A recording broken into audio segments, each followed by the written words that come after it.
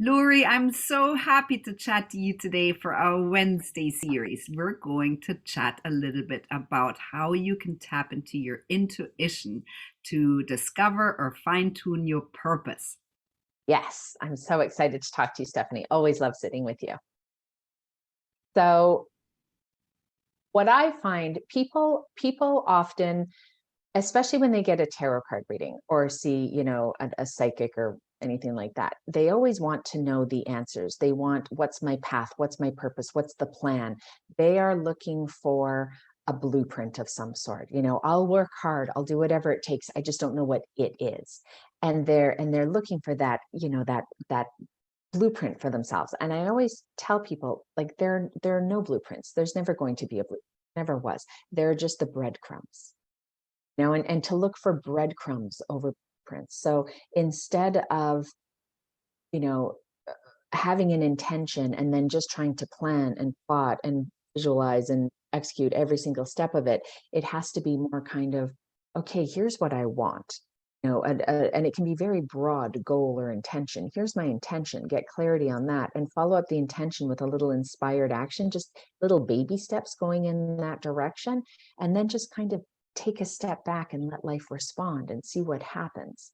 And this is, I'm 52 now, and it's taken some time to really, and I guess that's what we call wisdom. It's taken some time to be able to reflect and say, oh, I see now why things happen that way. And I see how that thing that I thought was kind of nowhere in my 30s, how that is actually a really useful element of what I'm doing today. So it's having that faith, because we always want to know in advance rather than in retrospect. And it just never works that way. So just finding those little threads. I tell people sometimes when they're, what's my purpose? I don't know what my path is. There are a couple of things you can do. And visualize, let's say you won $500 in the lottery next week. And you take a few years to get the travel, the spa, whatever out of your system. And then just consider, what I do with my day. I can't just sit and count my money all day. Do I want to be working in philanthropy, helping? Do I want to be with animals? Do I want to be writing? Do I want to be playing billiards? What are those little things that I would do if I wasn't getting paid? And that can give you a sense. And also the idea of just reflecting back on what you love to do when you're between, let's say, 7 to 10 years old. And your parents would say, get out of here, we're busy, go amuse yourself. And there's nothing on TV or nothing, you were sort of left to your own devices. And just consider, what did I enjoy doing? Did I like out in nature and, collecting bugs? Did I like lining up my stuffed animals and pretending to be their teacher? Did I love drawing? What kind of so for instance, for me, I actually used to line up my stuffed animals and pretend I was a teacher. And then I also used to put my dad's desk lamp, I'd shine it on me and put on a Beach Boys record and then pretend to play a pretend tambourine, and I was a beach girl, like I was part of the band, and I'd be like part of the concert. And you think, well, you're a tarot card reader, what does that have to do with it? But there is very much a teaching element. When I do a reading, it's me sort of talking nonstop and teaching people these ancient lessons of tarot in a way that's digestible but still profound. And there's definitely a performative aspect to it for sure too. So in a weird way, it does bring together these things that sparked joy in my heart and soul when I was younger. And I think that's the key. And remembering too that the thing that makes your heart and soul sing and the thing that pays your bills, they can be different, especially if one is facilitating the other.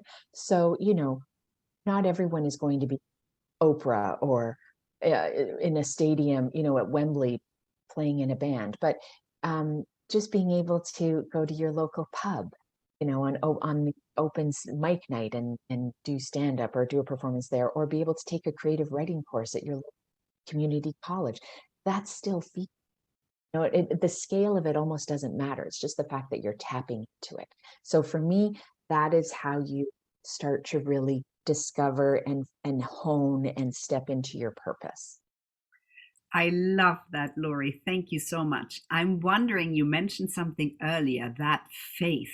You know, this is really something that is a big part of your job. It's, of course, a big part of figuring out your purpose and then trusting those instincts to take you to where you want to go. How can one harness that faith? I think it's being aware and mindful of when you get those little validation hits. So it can be just the smallest thing where you think, well, I'm just going to have faith that doing this, whatever it is that I'm doing, let's say, I don't know, I want to be a Reiki master and quit my job and do that full time. Well, I'm not going to start off like I quit going in tomorrow, but you know what? I'm going to sign up for a Reiki course. And then I'm just going to start offering it to my friends and getting that feedback from them is like, oh, okay, that's good validation that, that this is a thing for me to pursue. And then also being aware and open to when things just start to kind of flow, seem kind of, you think, wow, that just kind of fell into place. Like I was thinking about, oh, I want to do a Reiki course. And then suddenly the local, wellness center is offering a 1-day intro to Reiki thing. And you think, that's kind of weird that this thing I just was talking about is like presenting itself before me. But that's the proof that can then help you have the faith move forward that it could happen again, but also validation that you are on the right path. Yeah, I love that that's fantastic. That's exactly how, when it feels easy and things just seem to happen. Um, Lori, I'm wondering how did you find your purpose? Well, that is a great question, Stephanie. And honestly, I mean, forever, I've been reading tarot for almost 35 years and was really quite obsessed with it from the first time I saw my local witch who did the readings, who mentored me. And I never considered that it could be a profession, that I could do this and pay my bills. But it was always just something I really, really enjoyed. And I floundered through my 30s because thinking, well, I had to have a certain kind of job and a certain kind of salary in a certain kind of industry. I have a communications degree. So, account management for ad agencies and corporations and stuff. And I was not great at it. Like it was always a bit of a struggle. And I tell this story all the time, but it's true, is that I sure did not get fired from at least 2 jobs because I would take my clients out at lunch and give them tarot card readings. So like tarot was the thing that just helped me bolster up that thing that I was okay at, but not great at. So I just kind of thought, I don't know, is this what it is? You're just supposed to be working at a job you kind of suck at and you don't really like, and then I like maybe, but I would always, it was just this compulsion. I could not do tarot. So I would go to the local nail bar where they had this licensed nail bar. So they had get a cocktail while you got your nails done. And I talked to the owner and said, hey, can I do tarot? Do you want to spice up this gig for a tarot Tuesday? Going to event planners, talking to them, offering my services. So it was not like I was just sitting there waiting for it to happen. I was out there trying to, create something. And at the time, I didn't realize that that's what it was. And again, I guess that's the grace of wisdom, is now I can look back and say, oh, I was doing it the whole time, but because it wasn't my career, I didn't think it was viable. Yeah. I mean, it really sounds like a lot of experimentation is the way to find the breadcrumbs, right? You start, Yeah. you just try it out. If you have something that brings you joy, you try it out, you experiment, you see where it takes you, you see the breadcrumbs, and that leads you down to, whatever else that might be sort of another breadcrumb. So I think I love that. Yeah. That makes a lot of sense.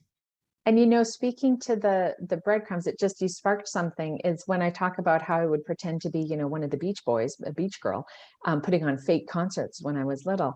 I also then did some just like little community college Second City acting classes. Like I did an improv class at Second City, where for me it was just fun. So I was like, oh, this looks like a blast. I'm going to do this.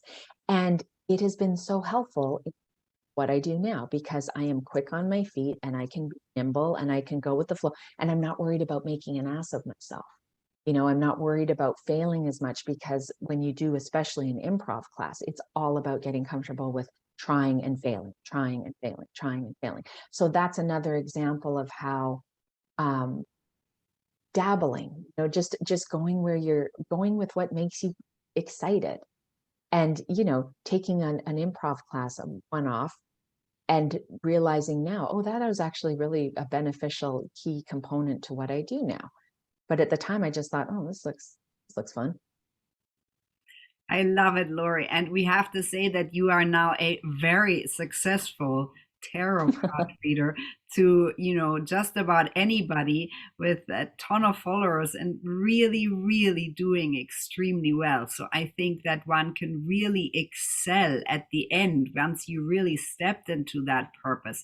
One can really excel, because I think that our conditioning is that we always think with this, this verbal mind where everything has to make sense, and you have to be on your road, and you always have to know what you want, and you gotta follow this road that will lead you to success, and that is just not happening for many people. It does for some, which is great, but it doesn't for so many people, and then people get frustrated, or lots of things, and then that's a little bit of a negative spiral. So I love that you suggest this experimental view, and to find those breadcrumbs and to follow things that bring you joy or that resonate at the time, and that will take you down a road that leads to a different kind of success, but nevertheless real success.